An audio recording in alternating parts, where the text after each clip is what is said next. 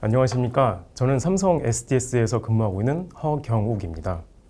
오늘은 양자 컴퓨팅에 대해서 알아보려고 합니다. 최근 양자 컴퓨팅 기술이 빠르게 발전하고 있고 올해는 양자 이론이 탄생한 지 100주년 되는 해라 유엔은 올해를 양자 과학기술의 해로 지정하였습니다. 이런 시점에 양자 컴퓨터가 무엇이고 현재 어느 수준까지 왔는지 알아보기 위해 양자 컴퓨팅에 대한 강의를 시작하도록 하겠습니다. 금일 강의의 목차는 먼저 양자 컴퓨팅의 개요부터 알아보겠습니다. 다음으로 양자 컴퓨팅 특징에 대하여 알아보고 마지막으로 양자 컴퓨팅의 현재와 미래 발전 방향에 대해 알아보도록 하겠습니다. 양자 컴퓨팅 혹은 양자 역학에서 빠질 수 없는 얘기가 바로 이 슈레딩거 고양이입니다. 양자 세계에서는 아주 작은 입자들이 우리가 살고 있는 현실 세계와는 다르게 행동합니다. 예를 들어 전자가 동시에 두 가지 상태를 가질 수 있는데 이거를 양자 역학에서는 중첩이라 부릅니다. 이런 양자의 이상한 개념을 현실 세계에 빗대어 설명하고자 1935년 과학자 에르빈 슈레딩거가 재미있는 사고 실험을 제안하였습니다. 상자 안에는 고양이 한 마리가 있습니다. 그리고 상자 안에는 방사성 물질과 방사능을 측정할 수 있는 개수기 그리고 독가스 병이 있습니다. 방사성 물질은 1시간 후 50%의 확률로 붕괴되고 방사성 물질이 붕괴되면 개수기가 이를 감지하여 독가스 병을 깨뜨립니다. 방사성 물질이 붕괴하면 고양이는 바로 죽게 되고 그렇지 않으면 고양이는 살게 되겠죠.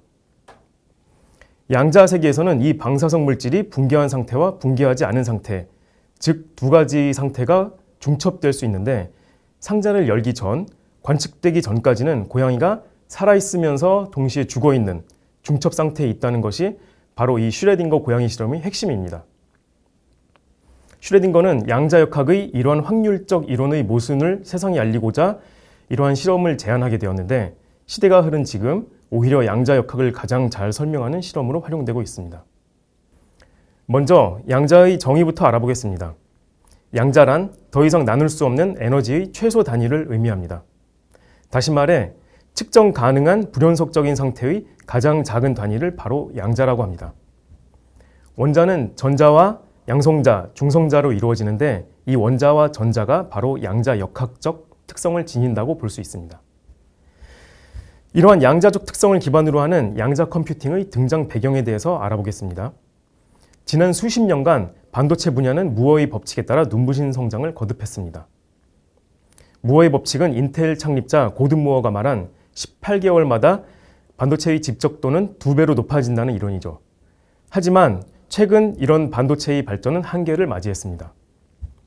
최근 반도체 칩 공정은 발전을 거듭하여 2나노미터까지 작아졌는데 회로가 점점 더 작아질수록 전자가 제어되지 않고 회로를 그냥 통과하는 제어 불능 상태가 발생하였습니다.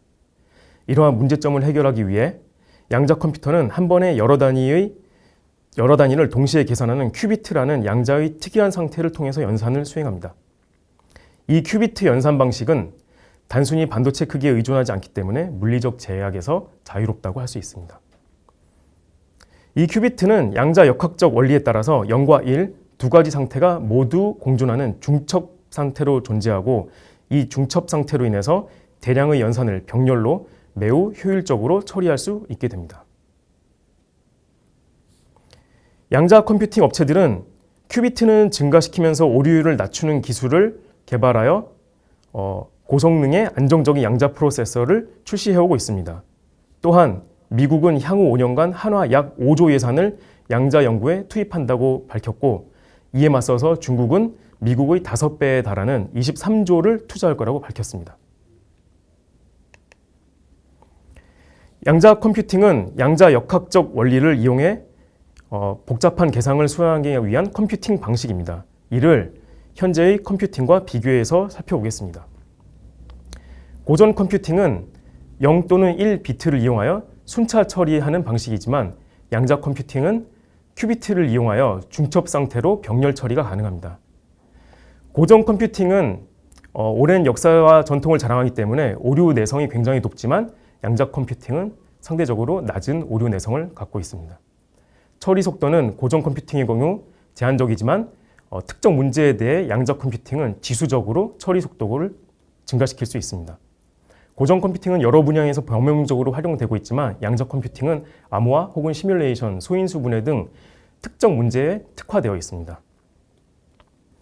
또한 현재 암호학의 핵심이자 널리 활용되고 있는 RSA 암호화 알고리즘에서 사용하는 2048비트의 숫자를 인수분해한다고 가정해 보겠습니다. 2048비트의 숫자는 600자리가 넘는 엄청나게 긴 숫자입니다. 슈퍼컴퓨터를 이용하게 되면 약 100경의 US달러를 투자하여 북미 지역 전체에 이런 슈퍼컴퓨터를 설치하고 10조 기가와트라는 전력량을 사용하여 10년에 걸쳐서 인수분해를 해야 합니다. 하지만 양자 컴퓨터를 활용하게 되면 10억 US달러를 투자를 하고 1000만 개의 큐비트를 활용하여 1제곱센티미터의 면적으로 약 0.01 기가와트로 16시간 만에 숫자의 인수분해가 가능합니다. 이렇듯 양자 컴퓨팅은 고전 컴퓨팅에 비해 특정 분야에서 압도적인 처리 성능을 보유하고 있습니다. 다음으로 양자역학의 기본 개념에 대해서 알아보도록 하겠습니다. 양자화란 에너지는 연속적이지 않고 특정 단위로 존재하는 것을 의미합니다. 고전역학에서 에너지는 물 흐르듯 연속적으로 바뀌지만 양자역학에선 계단처럼 정해진 양으로만 변한다는 뜻입니다. 파동, 입자, 이중성은 물질이 파동과 입자의 성질을 동시에 지니는 것을 의미합니다. 쉽게 말하면 공처럼 튀기는 입자의 성질과 물결처럼 퍼지는 파동의 성질을 동시에 갖는다는 말인데 대표적인 예로 빛은 입자와 파동 두 가지 성질을 모두 지니고 있습니다. 불확정성 원리는 독일의 물리학자 하이젠베르크가 제창한 원리로 입자의 위치와 운동량을 동시에 정확히 알 수 없다는 이론입니다. 한쪽을 측정하면 다른 한쪽의 불확실성이 커집니다. 현실 세계에선 공을 던지면 위치와 속도를 모두 알 수 있지만 양자 세계에선 둘 중 하나만 알 수 있습니다. 다음으로 관측자 효과란 입자가 관측되기 전까진 여러 상태가 겹쳐진 중첩 상태로 있지만 우리가 그것을 측정하는 순간 그 하나의 결과로 붕괴되는 현상을 의미합니다. 중첩은 앞서 슈레딩거 고양이에서 설명드린 것처럼 입자가 하나의 상태가 아니라 동시에 여러 상태로 존재하는 것을 중첩이라고 합니다. 마치 동전을 던졌을 때 앞면과 뒷면이 동시에 존재하는 것과 비슷합니다. 얽힘은 두 입자가 서로 연결되어 있어서 하나의 상태를 측정하면 다른 쪽의 상태가 즉시 결정되는 현상을 의미합니다. 중첩과 얽힘은 양자 컴퓨팅에서 매우 중요한 특성이므로 뒤에서 다시 한번 설명드리도록 하겠습니다. 다음으로 양자역학의 시대 흐름에 대해서 간략히 살펴보도록 하겠습니다. 1900년대 초반에 양자역학이 탄생을 하였고 초기 이론적 제안이 되었습니다. 막스 플랑크의 양자 가설 그리고 슈레딩거와 하이젠베르크가 양자역학을 체계화하였습니다. 다음으로 1980년대에 리차드 파인만이 양자 컴퓨터라는 용어를 최초로 사용하였습니다. 그리고 양자 시뮬레이션의 가능성을 보았습니다. 2000년대에 들어와서 알고리즘이 활발히 개발되었는데요. 1994년 피터 쇼어 알고리즘 그리고 1996년 러브 글로버의 알고리즘이 개발되었습니다.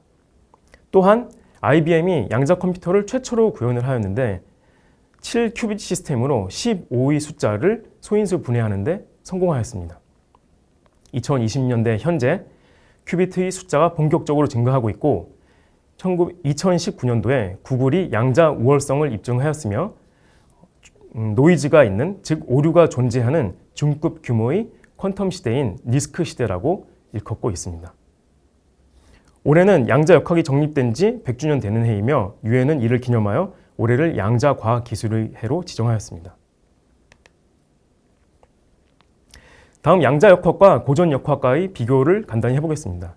고전역학의 경우 우리가 거시적으로 적용받는 일반 세계입니다. 행성, 자동차, 사람 등 일상생활 전반에 걸쳐 있는 세계고요. 뉴턴의 1, 2, 3 법칙으로 완벽하게 설명이 가능합니다. 그리고 위치, 속도 등 동시에 정확하게 측정이 가능하고 초기 조건에 의해서 미래 상태가 예측되는 결정론적 세계관입니다. 가령 예를 들어 우리가 공을 던지거나 건물에서 뛰어내리면은 우리가 다음에 어디 있을지 미래 상태가 정확하게 예측이 가능합니다. 이런 반면 양자역학은 눈에 보이지 않는 전자, 광자, 원자 등이 미시적으로 적용되는 세계이고 앞서 말씀드렸던 하이젠베르크의 불확정성 원리 그리고 파동 입자 이중성 등으로 설명이 되고 위치와 운동량은 동시에 측정이 불가합니다. 그리하여 여러 결과가 가능하고 확률로만 예측이 가능한 확률론적 세계관에 기반하고 있습니다. 아인슈타인은 양자역학의 이러한 확률론적 세계관을 비판하기 위해 신은 주사위 놀이를 하지 않는다라고 얘기한 일화가 있습니다. 다음으로 양자역학의 특징 큐비트에 대해서 설명해 드리도록 하겠습니다. 양자역학의 특성을 활용해서 정보를 처리하기 위한 최소한의 정보 처리 단위가 바로 큐비트입니다. 고전 컴퓨터에는 비트가 있는 반면 양자 컴퓨터에는 큐비트가 있는데요. 고전 컴퓨터의 비트는 0 또는 1 이진 상태가 고정되어 있고 전기 신호로 제어되고 있습니다. 반면 큐비트는 0과 1이 중첩되어 있는 상태로 되어 있고 초전도 회로, 이온 트랩 등의 양자역학적 시스템으로 제어되고 있습니다. 비트의 경우 논리 게이트와 순차 연산에 의존하는 반면 큐비트의 경우 양자 게이트와 병렬 연산으로 연산이 가능합니다.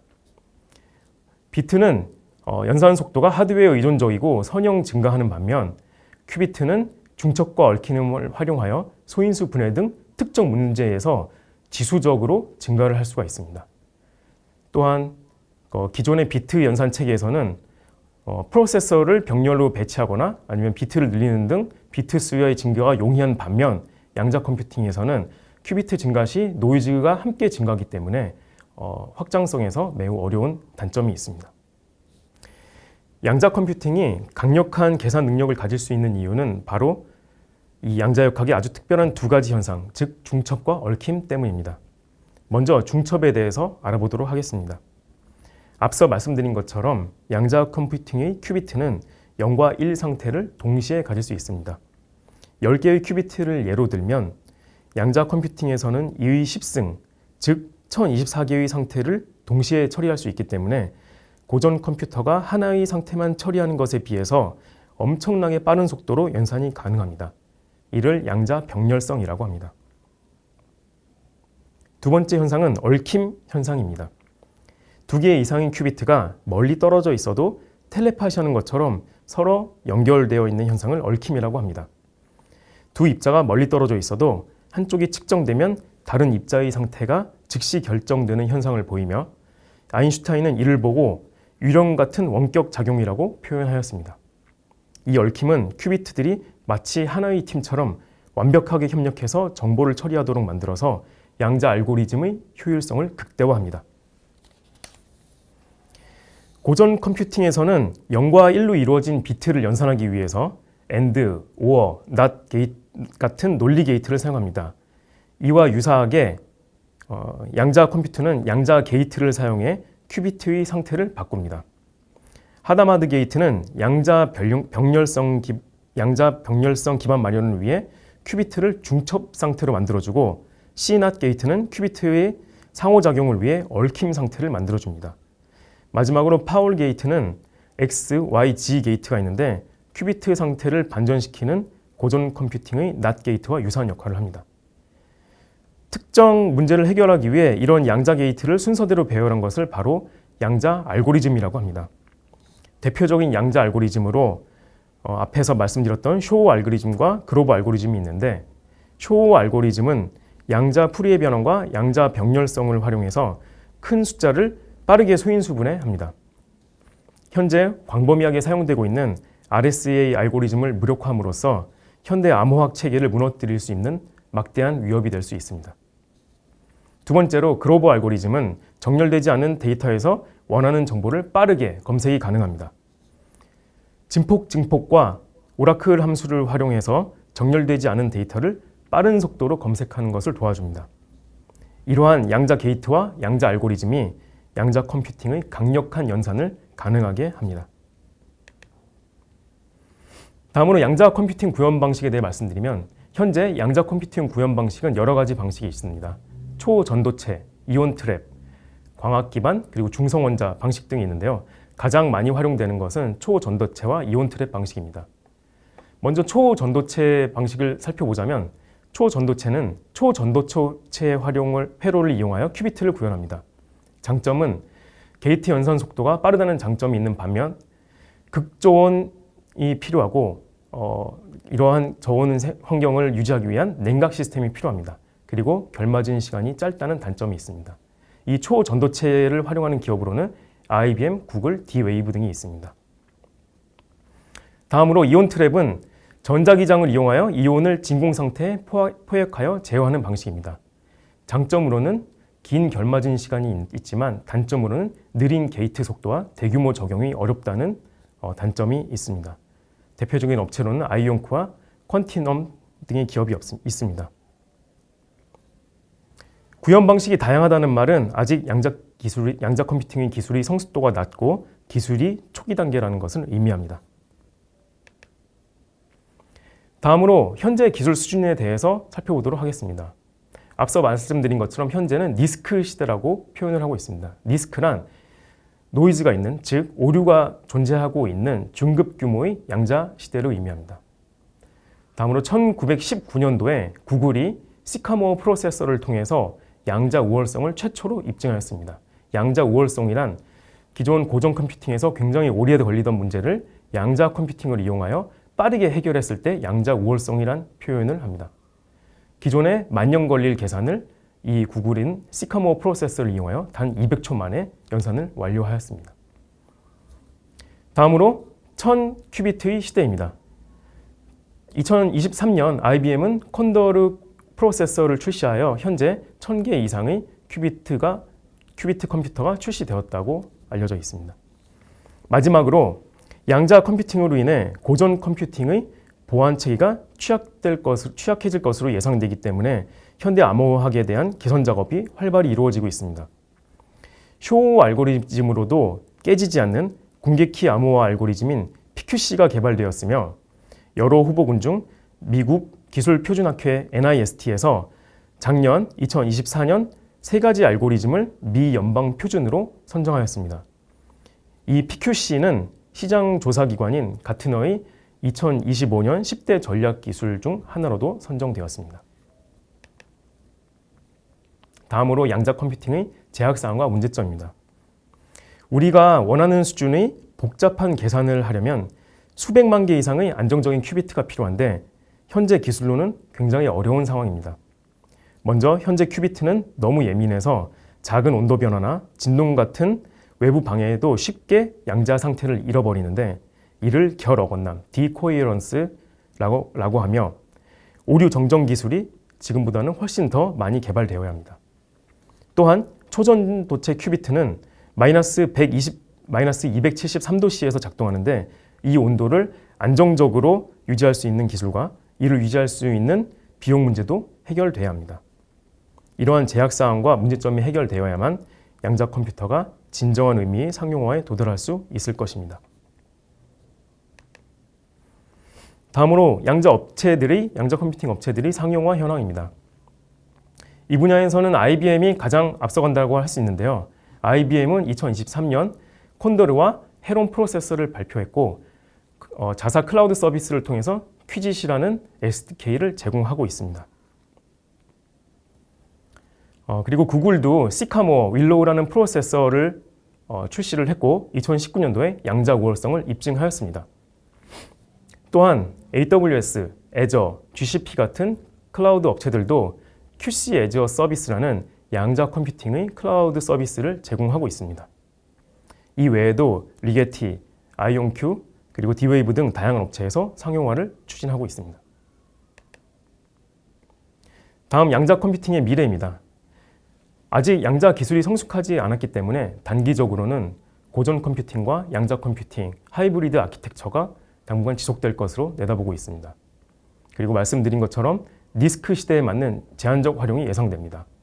특정 분야에 대해서만 양자 우위를 발표하였고 양자 안전 암호화 표준화가 진행되고 있습니다. 중기적으로는 오류 보정 기술이 확대 적용될 예정입니다. 제약, 화학, 방위, 우주 등 적용 분야가 증가할 것이고 양자 우위가 본격화될 것으로 예상하고 있습니다. 장기적으로는 완전 오류 보정 양자 컴퓨터가 등장할 예정입니다.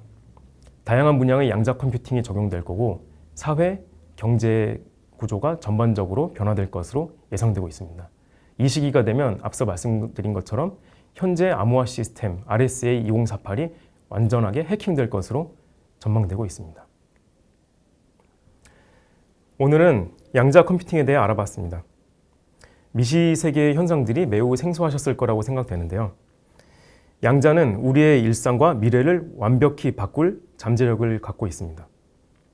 양자는 단순히 어렵고 복잡한 과학이 아니라 우리가 상상하는 가능성을 열어줄 수 있는 미래에 대한 열쇠입니다.